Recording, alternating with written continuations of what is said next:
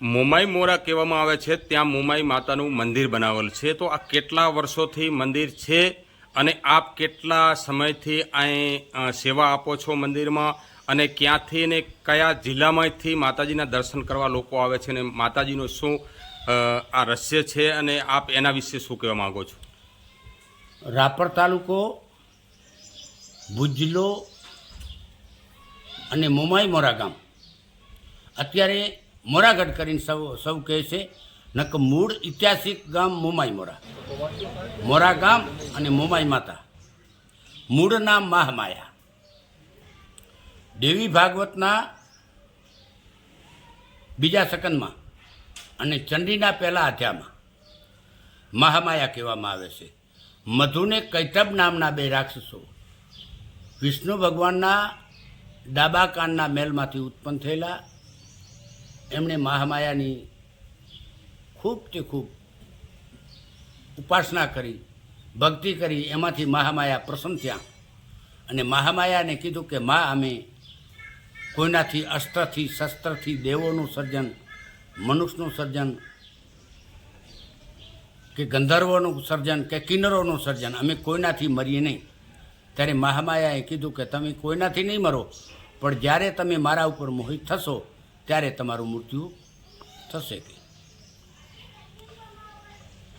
ત્યારે બિલકુલ સંસદમાં હું કહી દઉં છું આ પ્રશ્નો.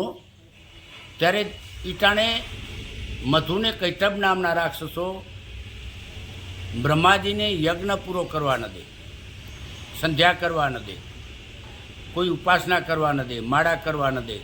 ત્યારે બ્રહ્માજી શંકર ભગવાન આગળ ગયા કે મધુને કૈટબ નામના રાક્ષસો મારો કોઈ કાર્ય સિદ્ધ થવા દેતા નથી. હવે એના માટે બ્રહ્માજી શંકર ભગવાન કરી ગયા અને શંકર ભગવાનને જઈને વાત કરી. એટલે શંકર ભગવાને કીધું કે આ કામ મારું નથી, હાલો વિષ્ણુ ભગવાન આગળ જાય. એટલે વિષ્ણુ ભગવાન કણી આવ્યા. ત્યારે વિષ્ણુ ભગવાનને જઈને પોતે વાત કરે છે કે મધુને કૈટબ નામના રાક્ષસો મારો યજ્ઞ કે સંધ્યાવંદન કે માળા કે ઉપાસના કોઈ વસ્તુ કરવા દેતા, અનુષ્ઠાન બી કરવા દેતા નથી. ત્યારે તો કે એમની સાથે યુદ્ધ કરો. વિષ્ણુ ભગવાને 5,500 વર્ષ યુદ્ધ કર્યું. આ ચંડીનો પહેલો અધ્યાય અને દેવી ભાગવતનો બીજો સકન મહામાયા, એની માલિકોને આ વર્ણન છે. ત્યારે પોતે 5,500 વર્ષ વિષ્ણુ ભગવાને યુદ્ધ કર્યું. ત્યારે મધુને કૈટબ નામના રાક્ષસો મળતા નહોતા. ત્યારે મધુ કૈટબને કીધું કે તમારે કાંઈ જોતું હોય તો માંગો. તો કે અમે પરિપૂર્ણ છીએ, અમારે કોઈ વસ્તુ જોતી નથી. ભગવાનને કે તમારે કાંઈ જોતું હોય તો માંગો. એટલે ભગવાને કીધું કે તમારું મૃત્યુ. તો કે જો અમે મહામાયા ઉપર મોહિત થાય તો અમારું મૃત્યુ છે. એટલે પોતે પાછા વિષ્ણુ ભગવાન શેષની સજામાં પોઢી ગયા. મહામાયાનું સ્મરણ કર્યું. સ્મરણ કરતાં કરતાં પોતે પોઢી ગયા. ત્યારે મહામાયા કમળના ફૂલમાંથી ઉત્પન્ન થયેલા. અને વિષ્ણુ ભગવાનને કીધું કે કઈ જરૂરથી પડી? તો કે મધુ કૈટબને મોહિત કરો. ત્યારે મધુને કૈટબ નામના રાક્ષસને પોતે મોહિત કરે છે કે વિષ્ણુ ભગવાનને કહે છે કે તમે યુદ્ધ કરો. એટલે વિષ્ણુ ભગવાન યુદ્ધ કરે છે, મહામાયા મોહિત કરે છે. ત્યારે મધુ કૈટબ કહે છે કે તમે અમને ક્ષેત્રીને વરદાન માંગી લીધું, હવે તમારે અમને કાંઈક એક વરદાન આપવું પડે. તો કે માંગી લો જે જોઈએ તે. ત્યારે હરણા કચ્છી ધરતીના ઘોડાને દબાવીને બેઠો. ધરતીનો ઘોડો ક્યાંય હતો નહીં. ત્યારે ઈટાણે મધુ કૈટબને પોતે સહાર કરી. સહાર કરવા માટે પોતે કહે છે કે અમને મારો ભલે, પણ કે અમારા માટે જ્યાં જળ ન હોય ને ત્યાં અમારો સહાર કરજો. ત્યારે કે જળ ન હોય ત્યાં અમારો સહાર કરજો. જળબંબાકાર હતો. પછી ભગવાને જાંગ વધારી સુદર્શન ચક્ર મૂકી મધુ કૈટબનો સહાર કર્યો. તીદીથી આ ધરતીનું નામ મેદની કહેવામાં આવેલું છે. તીદીથી અપવિત્ર છે. કોઈ બી આપણે કાર્ય કરવું હોય તો એને આપણે પવિત્ર કરવું પડે.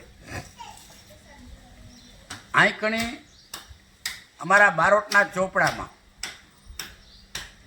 162 સમાધિ બોલે છે મંત્રની. તમારું નામ બારોટના ચોપડામાં 1 વખત ચડે, અમારું નામ 3 વખત ચડે. 1 વખત શિષ્ય બને ત્યારે, 1 વખત ગાદી તિલક થાય ત્યારે, અને 1 વખત સમાધિ, 3 વખત અમારું નામ ચડે. અમારા બારોટના ચોપડાની માલિકોને 162 સમાધિ બોલે છે. વચારે 550 વર્ષ માતાજીના ભુવાએ આ જગ્યા ચલાવેલી. એ વચારે કોઈ સમાધિ બોલતી નથી. ત્યારે અને આની માલિકોને આ 14 વખતનો જીર્ણોદ્ધાર મંદિરનો થઈ ગયેલો છે, અને અત્યારે આ 15મી વખતનો જીર્ણોદ્ધારનું કામ ચાલુ છે. જી ચોક્કસ. જ્યારે લોકો કહેવા માંગતા હોય છે કે આ જે મોમાઈ મોરા છે ત્યાં એક મંદિર તો છે જ ઐતિહાસિક, પણ એક કોઈ વાવ કે કૂવો આવેલો છે, એવું આપને કોઈ અનુભવ? કૂવો છે, વાવ હતી, એ વાવ પુરાઈ ગઈ છે, અને કૂવો છે અત્યારે. એની અંદરથી પાણી પીએ છીએ. આટલામાં જ મીઠું પાણી છે, જી, બીજે ક્યાંયથી ક્યાંય પાણી મીઠું નથી. અને એ કૂવાનું પાણી, આવા દુષ્કાળો પડ્યા છે તો 850 ગાયો છે. જી, એ ગાયોને પાણી પીવાનું, ગામને પાણી પીવાનું, ગામના બાલને પાણી પીવાનું, અને આશ્રમને પાણી પીવાનું, ને ગામના માણસોને પાણી પીવાનું. પાણી ચાલી રહે છે. જી, આટલું આંકણે છે. જી. તો આપને પૂછવામાં આવે છે કે આપ કેટલા સમયથી ને કેટલા વર્ષોથી અહીં સેવા કરો છો? ને આંકણે છેલ્લા 33 વર્ષ થયા છે. જી, બરાબર છે. એથી પહેલાં આવજાવ કરતા એની આજે લગભગ કમસે કમ 55 વર્ષ જેવું થઈ જાય છે. જી, 55 વર્ષ ત્યાં આવજાવ કરતો, અને 33 વર્ષ થયા તો હું અહીં સ્થાનિક જ છું. જી, એની અંદર સેવા પૂજા છે, અન્નક્ષેત્ર ચાલુ છે. કોઈ બી આવે 2 ટાઈમ અન્ન ખાનારો એને અનાજ મળી રહે છે. ધર્મશાળા છે, અને કોઈ બી માણસને કોઈ તકલીફ હોય તો વાત કરે તો કહી કે ભાઈ મા ઉપર શ્રદ્ધા રાખો. અહીં કણે જ્યોતિષ કામ નથી ચાલુ, જી, શ્રદ્ધા કામ છે. જી, કે ભાઈ તમે મા ઉપર શ્રદ્ધા રાખો, એ તમારું કાર્ય કરશે. અમારાથી કોઈ વસ્તુ બનતી નથી. અમે એ વસ્તુ માલિકો ઊંડા પડતા નથી. કોઈને અંધશ્રદ્ધામાં લઈ જવાનું એ અમારું કર્મ નથી. અમારું ના પાડે છે. અમે સંન્યાસી છીએ. જી, સંન્યાસી એટલે સર્વનાશી. જી. આપનું નામ પૂરું જણાવશો?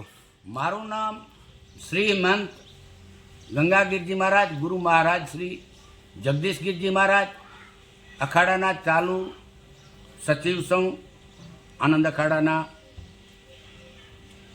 અને વર્તમાનની અંદર મોમાઈ મોરા જાગીરના ગાદીપતિ છે.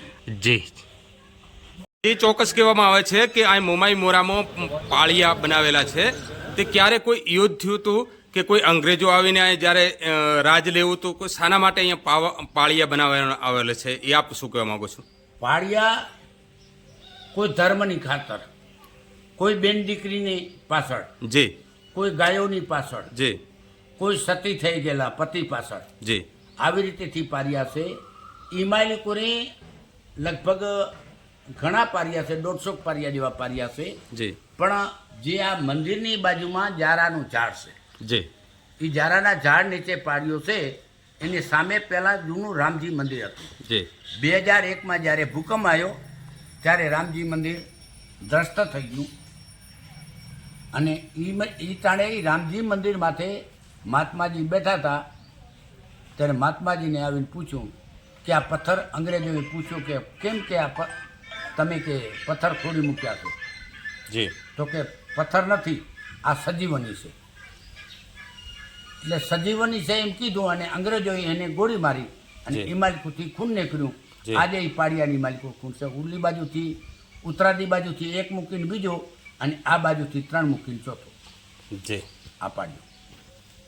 એમ તો કહાની સજીવન પાડ્યું.